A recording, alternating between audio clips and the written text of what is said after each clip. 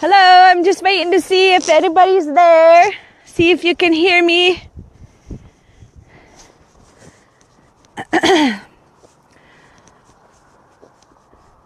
Hello, everybody. I'm just standing on the hill with an announcement for you all.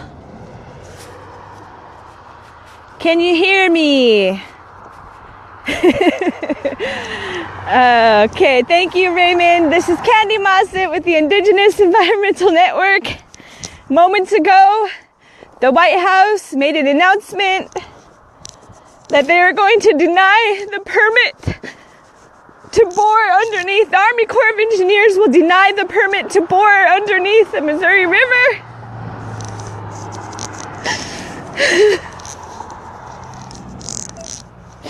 And I just wanted to give everybody that I'm happy. These are tears of happiness. I just can't believe it. It's been a long 5 months or more. Moments ago, at the top of the hour, the Obama administration made the announcement that the Army Corps of Engineers will be not denying the permit to bore underneath the Missouri River. And I wish I could have came live. I was just at the camp. They formed a circle, a human circle all the way around the camp, and people were holding hands and singing and praying. They made the announcement at the sacred fire. And they're there now. There's songs being sung and drums and people singing and happy and hugging each other and oh man, it's because of all of you guys and your prayers and all the people that heard us and responded to the call. But this is important. This is important right here. The Obama administration did say that the Army Corps of Engineers did deny the permit to bore under the Missouri River. However, the Obama administration will be turning over January 20th. And we must have a full environmental impact statement.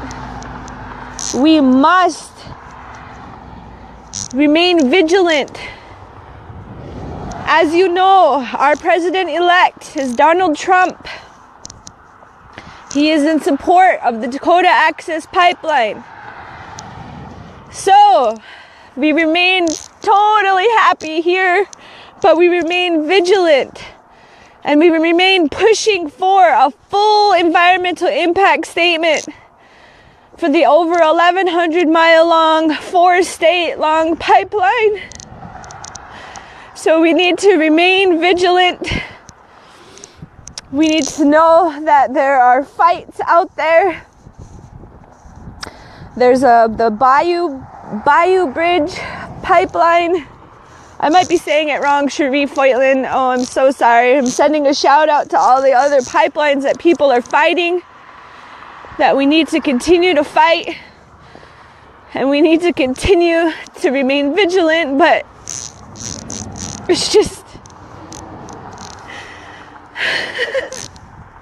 thank the Creator, man. Thank you all, because they told us in the beginning, what are you doing? You're not gonna stop a pipeline that's at the time 60% complete. And then recently they said, what are you doing? You're not gonna stop a pipeline that's 90% complete.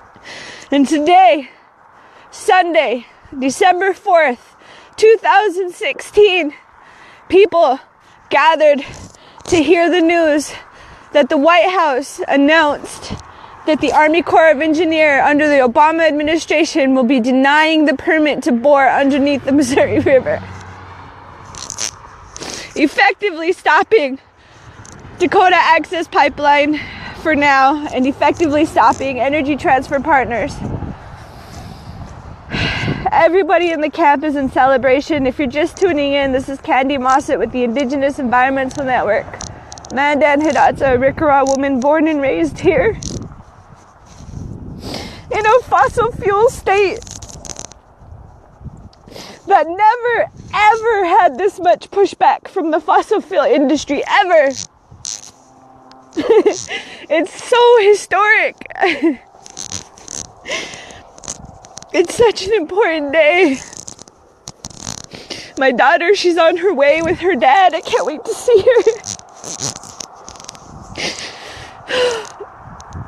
It's just so amazing, you guys, and I just wanted to say thank you.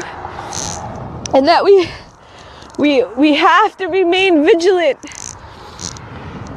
We have to remain vigilant. We have to push for a full environmental impact statement. And we have to understand that the Obama administration will be out on January 20th and President-elect Donald Trump will be in, and he has stated that he supports the Dakota Access Pipeline. And so we need to remain on top of the Obama administration to make sure that January 20th we continue to stop this pipeline. But besides all that, I don't care. I'm going to do a victory dance today. I'm going to say and I'm going to do it all through the night, and I'm going to be happy because it was a huge victory. This was a huge victory. This company started out by saying that that permit was just a formality. You should have known better. It was not a formality, as you can clearly see. And I want to just send a huge thank you, to the Obama administration for finally responding. It took you long enough. Dang it. We've gone through so much here on the ground, and we're so tired of getting shot at and people getting hurt. And taxpayers paying money to protect the pipeline. It's wrong.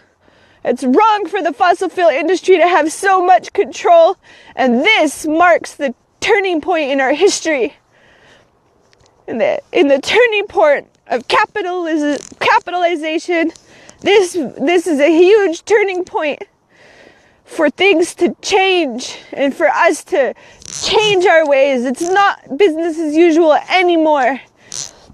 And so for any shareholders that are involved in the fossil fuel industry, you should wake up. This is the time for you to divest from the fossil fuel industry and invest in a clean, renewable energy economy for all humanity. It just has to be a change. And Charlie's asking me what happened. So for anybody that's just now tuning in, this is Candy Mossett with the Indigenous Environmental Network, and today history has been made. Just moments ago at the top of the hour, the White House and here in camp, Tribal Chairman David Archambault made the announcement that the Army Corps of Engineers will not allow the permit to prove I'm reading comments. I gotta stop reading your comments. They have denied the permit to bore underneath the Missouri River. Dakota Access Pipeline is not allowed to go underneath the Missouri River. This came underneath the Obama administration, and as we all know, President-elect Donald Trump will be in the White House January 20th. So, this is a historic moment, but we must remain vigilant. We don't just quit. We make sure that for this fight, there is a full environmental impact statement that is done for this over 1,100 mile pipeline that cuts across North Dakota, South Dakota, Iowa, and Illinois. And we remain vigilant on the pipeline fights around the country. The Bayou Bridge pipeline fight down near the Gulf. We have to remain. we can celebrate our victories, but we have to remain vigilant. And I just wanted to say thank you all. Please be looking for our responses in the press releases. Please look at Indigenous Rising Media. We will be posting stuff I honestly right now don't know what is going to happen at the camp, for in the coming weeks.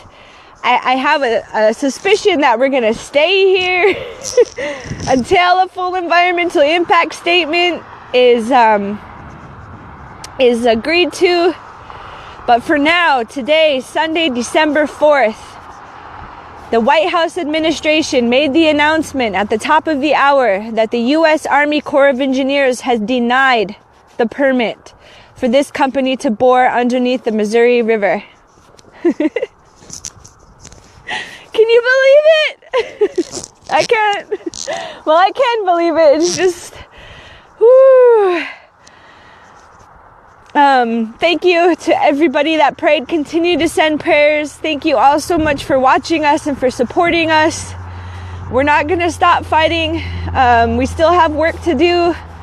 But in addition to stopping this pipeline, we are building the sustainable community here at Standing Rock.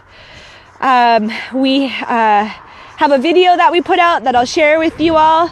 That's going to be left here for 50 years or more down the road. And so we're going to stay here because we have a community to build. An eco community, I guess, an eco village, a sustained community. It's got all these different names, but that's happening. The ground has already been broken for the earth lodges and the straw bale buildings. And it's all solar and wind and compost toilets and gray water systems. So look us up and please help us pitch into that project.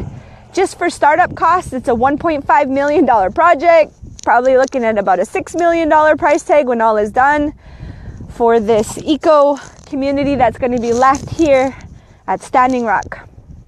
We didn't just, come in here and stop a pipeline. We're showing what just transition truly looks like. And we're showing that it doesn't have to be business as usual. And we're showing that it's about all humanity. Yeah, do we care about those pipeline workers? Yeah, we do. You want a job? Let's get jobs in the renewable energy sector. Because right now, that is the competitive market. If it's just about economics, the price of solar has decreased 600% in the last 5 years. If we divested from the fossil fuel industry right now, we would have 3.4 million new jobs on top of the jobs we already have in the renewable energy sector. How's that for building new jobs and new energy capacity in this country? We don't have to listen to the propaganda. We don't have to be divided as people and as community members because we want everybody to be employed and be hard-working people. We just don't want those workers to get hurt too. And the fossil fuel industry has hurt. I can't even talk. Jeez. Has hurt a lot of people over the years. If you don't know, I'm Mandan Hiratsa Rikara. I'm from Newtown, North Dakota, in the heart of the Bakken Formation, where this oil is supposed to come from. And they're continuing to frack in my community. And so we have to remain vigilant that we stop the fracking. But today was a huge step in the right direction, where we're never guaranteed to win. We were never guaranteed that if we pushed back, that we would be successful. But we do know that we were guaranteed to fail if we didn't at least try. And that's what I'm asking the world. Don't be afraid to at least try. This isn't even us against each other. This is us educating ourselves as humanity on this planet, that we can live in a good way. I can't stress enough to people that say, well, what do you drive? Well, you know what? I drive a hybrid for one thing. And it was really expensive to buy that hybrid for me. I couldn't hardly even afford it. But if we have more options, we'll take them. If we had a country that allowed us to have all these plug-in electric vehicles that we plugged into solar power generators, we would drive them. Copenhagen just became the first country to have their bikes overtake their cars. Why can't the United States be like that? Well, here's the thing.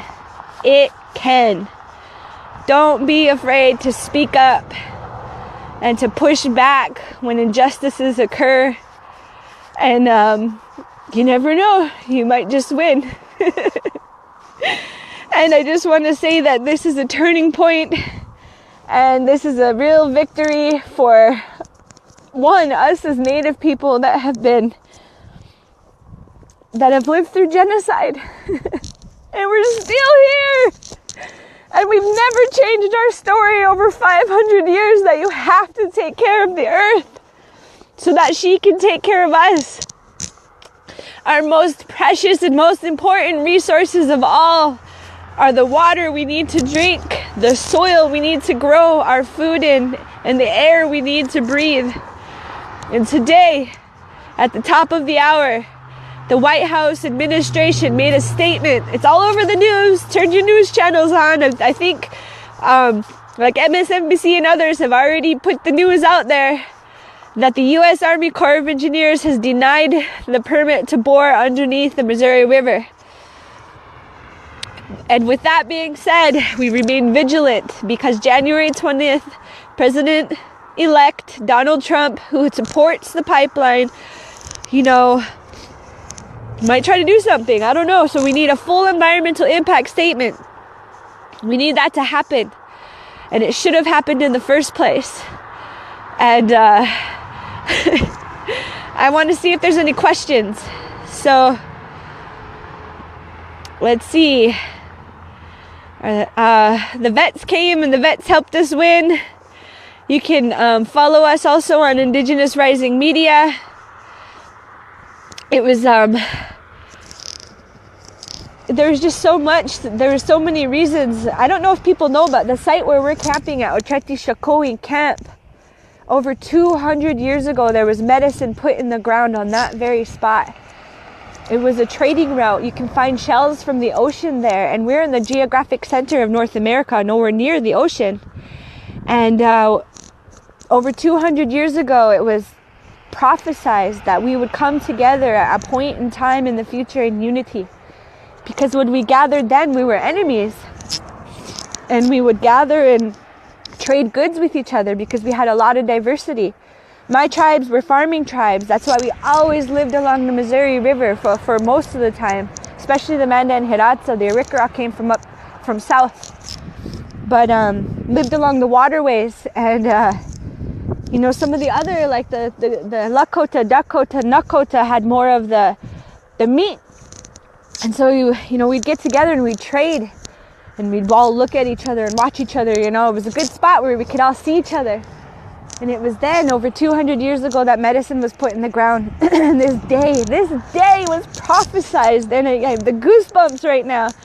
Because this is it. And we're living in that moment in history. And it's a pivotal moment.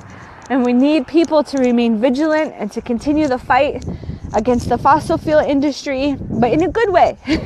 In a good way. I'm thinking of my coworker, Dallas Goldtooth, right now. I really wish you were here. But you're here in spirit. And so, thank you, Tom, our director, and Simone, our office manager. That's it. Our staff of 4. And thank you, everybody here. Oh my God, thank you, David Archambault, chairman of the Standing Rock Sioux Tribe. And thank you, Standing Rock, for standing up and saying no. We don't want this. We do not want fracking. We do not want a pipeline. This is the only reason we are here, is because of you. You did this. You started this. And I just want to say Matagirads and Hiradza. Or I guess I should say Wopila. Because it's just, and everybody, the thousands and thousands and thousands of people, there's no way this could have been done without every single person. But we just remain vigilant and we remain happy. And I'm going to get back to the camp.